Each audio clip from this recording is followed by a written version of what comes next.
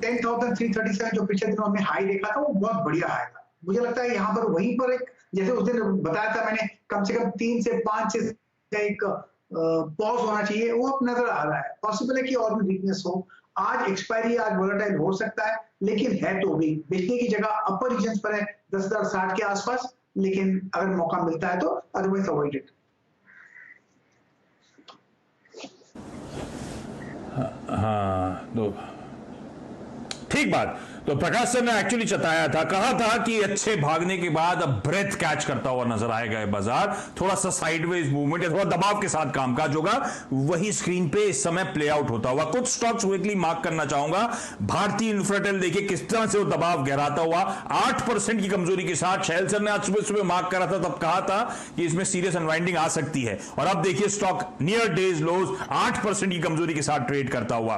Axis bank ये दबाव अब झेलता हुआ, ये टेलीकॉम एक्सपोजर वाली स्टोरीज हैं, देखना होगा क्या स्थिति निकल के आती है वहां से। वो 20 साल का रिलीफ नहीं मिलता, क्या मिलता है, सब उस पर अब डिपेंड करेगा, थोड़ा सा बैंकिंग स्टॉक्स और फिर इंटर्न बाजार का मूड। लेकिन चलिए आज के मैनेजमेंट के पास क्विकली जाने का समय आ गया है, और गार्डन रीच शिप बिल्डर्स आज ये कंपनी रडार पर है, और इस कंपनी के rear admiral VK Saxena retired, वो हमारे साथ जुड़ते हुए, जो कंपनी के चेयरमैन और मैनेजिंग डायरेक्टर हैं। एडमिरल सर, स्वागत है सीएनबीसी आवाज पर आपका। अच्छा, सबसे पहले तो कई सारे पेग्स हैं, आपको याद होगा कि जैकपॉट के तौर पे मैंने गार्डन रीच शिप बिल्डर्स को हाईलाइट करा था कुछ दिन पहले। उस समय भाव थे 130 के। जरा स्क्रीन पे आज का भाव दिखाइएगा, शायद ऑलमोस्ट 180 के आसपास के जोन्स में। पिछले कुछ दिनों में बहुत तगड़ा इस स्टॉक में 38-40% का उछाल जब से मेंशन करा है तब से स्टॉक में देखने को मिला है, और अब खबरों के बीच में ये कंपनी है। सबसे लेटेस्ट जो खबर आती हुई इस कंपनी के लिहाज से कि 5वां और फाइनल शिप जो है कोस्ट गार्ड को फास्ट पेट्रोल वेसल्स का जो ऑर्डर मिला था, आज 9% की मजबूती के साथ गार्डन रीच इस समय कामकाज करता हुआ वो ऑर्डर, वो शिप जो है, वो वेसल जो है, इन्होंने डिलीवर कर दी है। तो सर सबसे पहले तो ये जो डिलीवरी हुई है, अब इंडियन कोस्ट गार्ड का जितना ऑर्डर बैकलॉग था खत्म हो चुका है क्या?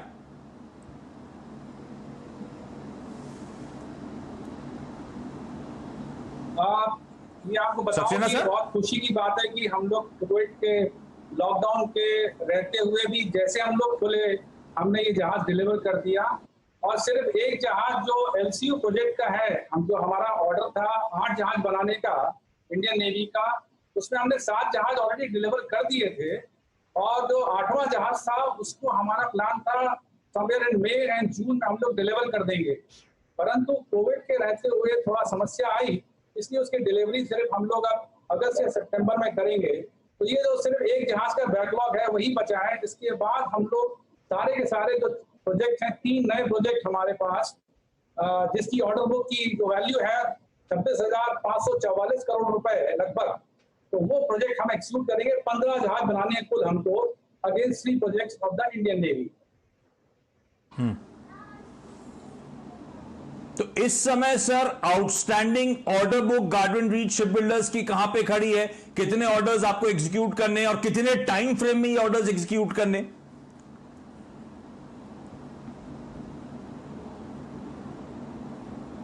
देखिए ऐसा है, मैंने आपसे अभी कहा कि हमारे पास जो एक्सिक्यूटेबल ऑर्डर बुक है वो 26,544 करोड़ रुपए की है, जिसमें कि जो शिप बिल्डिंग प्रोजेक्ट्स हैं उसमें 26,531 करोड़ के आसपास का हमारा है जो शिप बिल्डिंग का, बाकी इंजीनियरिंग डिवीजन का है।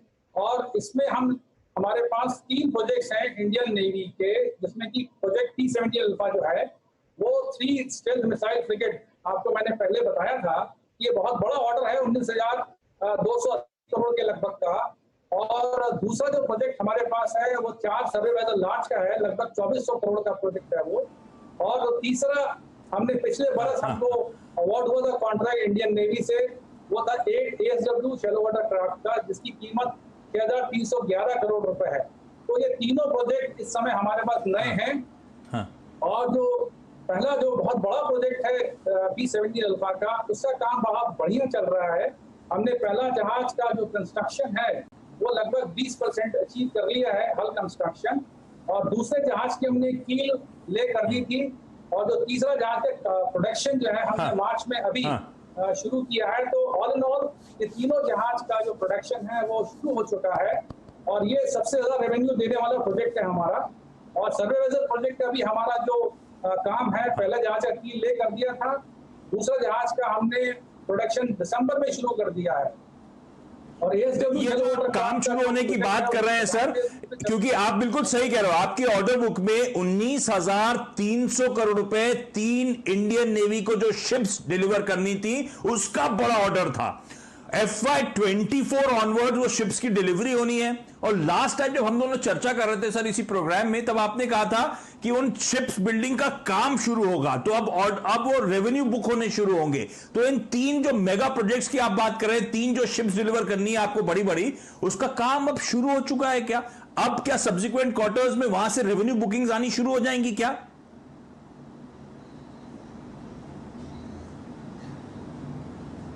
मैंने आपसे अभी कहा कि ये तीनों 2 प्रोजेक्ट जो है 17 अल्फा जो बड़ा प्रोजेक्ट है, उसके तीनों जहाजों में काम ऑलरेडी शुरू हो चुका है और हमने पहले जहाज में तो काफी बढ़िया प्रोग्रेस अचीव कर ली है।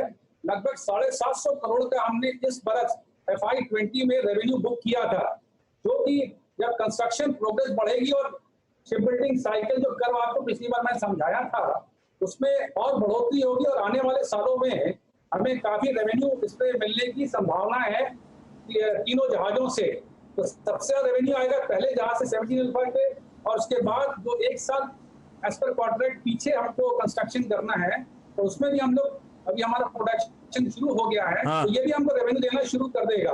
और तीसरे जहाज का भी प्रोडक्शन हमने बताया आपको कि मार्च में हमने शुरू कर दिया है। तो ये तीनों जहाज का production collectively will give us a good हमको रेवेन्यू देगा आने वाले सालों में। और जो सर्वे वेसल प्रोजेक्ट है उसका भी हमने काम शुरू कर दिया 2 जहाजों में, और 2 जहाजों में काम अभी शुरू होना बाकी है। तो ये तीनों नए प्रोजेक्ट का जो हमारा जो विचार है और हमारा जो प्लान्स है, मेरे ख्याल से ये FY20 में काफी कुछ रेवेन्यू नए प्रोजेक्ट से आने शुरू होंगे और आगे आने वाले सालों में काफी कुछ हमको बहुत ही ग्रोथ जो हमारा एक्सपेक्टेशंस हैं वो FY21 ऑनवर्ड। ठीक है, तो आप कह रहे हैं वो जो 3 मेगा शिप्स बिल्डिंग के ऑर्डर्स हैं उसका काम शुरू हो चुका है और ऑर्डर बुक उसका जो रेवेन्यू रिकॉग्निशन है उसकी शुरुआत होगी, तो आप देखना शुरू कर चुके हैं और आप उसके चलते फाइनेंशियल उसमें तगड़ा इंप्रूवमेंट देखने को मिलेगा। अच्छा, दूसरा, जब आपकी कंपनी के बारे में जब भी पढ़ता हूं तो पढ़ने को मिलता है कि इंडियन नेवी के पास शायद 140 जहाज हैं और सबमरीन्स हैं, कोस्ट गार्ड की फ्लीट में 130 के आसपास जहाज हैं, और कहा जाता है कि साल 2027 तक इन दोनों की स्ट्रेंथ बढ़ाकर, इंडियन नेवी की कोस्ट गार्ड की बढ़ाकर 200 वेसल्स करने की योजना है। वो ऑन ट्रैक है क्या? और उसके अंतर्गत ऑर्डर्स रोल आउट हो रही है, वही ऑर्डर्स हैं जो आप लोग एग्जीक्यूट कर रहे हैं या ये एडिशनल ऑर्डर्स आने की उम्मीद बनी हुई है? देखिए, ऐसा है कि जो इंडियन नेवी का और इंडियन कोस्ट गार्ड का जो मैरीटाइम डिलिबरेटरी पर्सपेक्टिव प्लान है, आप सही कह रहे हैं कि 2027 तक उनका जो प्लान है 200 जहाज, दोनों इंडियन कोस्ट गार्ड को 200 जहाज का फ्लीट तैयार करनी है और 200 जहाज की इंडियन नेवी को तैयार करनी है। तो मैं देख रहा हूँ कि जो अभी इस समय तमाम ऑर्डर्स हमारे पास काफी अच्छे ऑर्डर है, 15 जहाज बनाने के इंडियन नेवी की सिर्फ, इसके अलावा बाकी जो शिपयार्ड्स हैं अपने देश में वो सब लोग भी इंडियन नेवी के लिए तमाम जहाजों का प्रोजेक्ट का एक्सक्यूशन कर रहे हैं। और जो नए RFP बता दूं, अच्छी खबर ये है सब इंडस्ट्री के लिए, शिप बिल्डिंग के लिए खासकर, कि मिनिस्ट्री ऑफ डिफेंस से लगभग 5 से 6 RFP बड़े बड़े प्रोजेक्ट की अभी निकली हैं, जिसमें कि काफी रिस्पॉन्सेज हमने ऑलरेडी भेज दिए हैं और 2 प्रोजेक्ट का रिस्पॉन्स हमें भेजना है। तो कहने का मतलब ये है कि जो प्लान इंडियन नेवी और इंडियन कोस्ट गार्ड ने बनाया है वो निश्चित रूप से एज ऑफ नाउ मुझे ट्रैक पे दिखाई पड़ रहा है और हमारी जो शिप बिल्डिंग इंडस्ट्री है उनके लिए बड़े अच्छे प्रॉस्पेक्ट दिखाई पड़ते हैं।